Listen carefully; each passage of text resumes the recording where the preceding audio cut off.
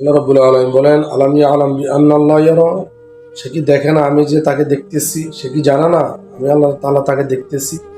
অন্য আয়াতে আল্লাহ তাআলা বলেন, ইয়ালামু মা ফিল বারি ওয়াল বাহর মা তাসকুতু মিন ওয়ারাকাতিন ইল্লা ইয়ালামুহা। ভূপৃষ্ঠে এমন কিছুই নেই, সমুদ্রে এমন কিছুই নেই যেটা আল্লাহ তাআলার অগোচর আছে। এই পৃথিবীতে যা কিছু হচ্ছে, পৃথিবীতে একটা পাতাও পড়ে না আল্লাহ তাআলার হুকুম ছাড়া।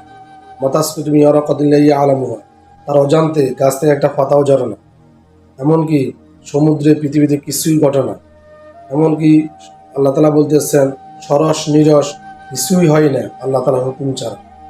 এই জন্য পৃথিবীতে আল্লাহ তাআলা হুকুমে সব কিছু হয়। আমরা যতই কিছু গোপন করি না কেন, আল্লাহ তাআলা সব কিছু জানেন। এই জন্য শুরু এবং শেষ তিনি আছেন, তিনি থাকবেন।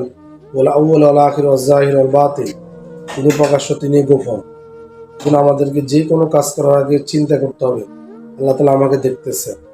আল্লাহ তাআলা স্পষ্ট বলে দিয়েছেন যে, তোমরা কি জানো না আমি আল্লাহ তাআলা তোমাদেরকে দেখতেছি? আলাম ইয়ালাম বিআন্নাল্লাহ ইয়ারা। এই জন্য আমাদেরকে সবসময় আল্লাহ তাআলাকে ভয় করে চলতে হবে। তার অবসরে কিছুই নাই, ভূপৃষ্ঠে পৃথিবীতে কিছুই হয় না।